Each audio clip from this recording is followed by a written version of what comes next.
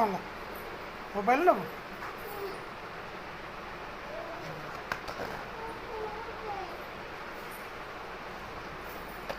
ଏ ବହି ପଢ଼ିଲେ ହୋସ୍ ଉଡ଼ିଯିବ। ନବୀନ ବାବୁ ସବୁ କରିକି ଯାଇଛନ୍ତି।